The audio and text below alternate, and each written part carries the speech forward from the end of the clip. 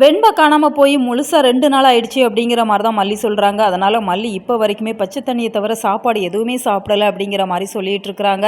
அவங்களுக்கு வேணால் 2 நாள் மாதிரி தெரியலாம், ஆனால் கதையை பார்க்குற நமக்கு ஒரு 2 வாரம் ஆனது போல தான் இருக்குது. ஏன்னா 100 மீட்டர் காம்படிஷனுக்காக தான் அழைச்சிட்டு போனாங்க. அந்த சமயத்தில் தான் வெண்பாவை கடத்தியிருப்பாங்க. அப்படிங்கிறதுல இப்போ வரைக்குமே வெண்பாவை காப்பாற்றினாங்களா அப்படின்னு சொன்னால் அது ஒரு பெரிய கேள்விக்குறி அப்படின்னு தான் சொல்லணும். ஏன்னா தீபிகா ஒரு பெரிய இன்ஸ்பெக்டர், அவங்கள பற்றி ரொம்பவே புகழ்ந்து பேசிகிட்டு இருந்திருப்பாங்க. அவங்க தான் இதற்கு முக்கிய காரணமாக இருக்கிறாங்க அப்படின்னு சொன்னாலுமே இடையில மனம் திருந்தினாங்க. எப்படியாச்சும் மல்லிக்கிட்ட அவங்க பொண்ணை ஒப்படைச்சிடணும் அப்படிங்கிற மாதிரி தான் அவங்க ஒரு பக்கம் சவால் விட்டாங்க.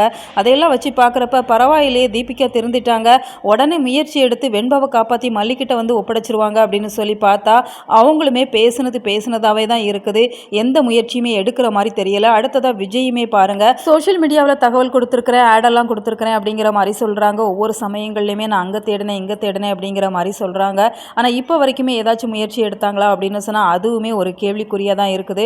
மல்லியுமே ஒரு பக்கம் தேடி பார்க்குறாங்க. இப்படி ஒவ்வொருத்தராக தேடுறாங்களே தவிர வெண்பாவை நெருங்குறதுக்கு வாய்ப்பே இல்லை. இப்போ தீபன் வீட்டுக்கு வந்திருக்கிறாங்க. விஜய் கிட்ட என்ன நடந்தது அப்படிங்கிற மாதிரி கேட்டு தெரிஞ்சுக்கிட்டு போகிற சூழ்நிலையில் மல்லி வீட்டில் இல்லாமல் தேவையில்லாமல் பிரச்சனைகளை கொடுக்குறா அப்படிங்கிற மாதிரி மல்லியை பற்றி கம்ப்ளைண்ட் பண்ணிட்டு இருக்கிறாங்க. இப்போ மல்லியுமே நான் என்னங்க பண்ணுவேன் அப்படிங்கிற மாதிரி அவங்க தரப்பு நியாயத்தை எடுத்து சொல்லிட்டு இருக்கிறாங்க.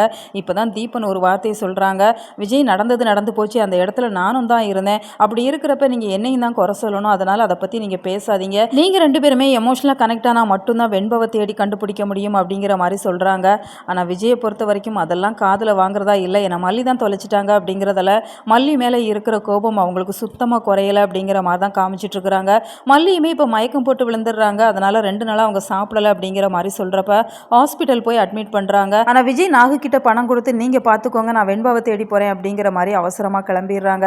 இதெல்லாம் பார்க்குறதுக்கு கஷ்டமாக தான் இருக்குது. சரி, விஜய் போனதில் தவறு இல்லை, வெண்பாவை எப்படியாச்சும் அவங்க மீட்டு கூட்டிகிட்டு வந்துட்டாங்க அப்படின்னு சொன்னால் அதுவே பெரிய சந்தோஷம் தான். உங்களோட கருத்துக்களை மறக்காமல் கமெண்ட் பாக்ஸில் தெரியப்படுத்துங்க. மேலும் இது போன்ற வீடியோக்களுக்கு நம்ம சேனலை சப்ஸ்கிரைப் பண்ணுங்கள்.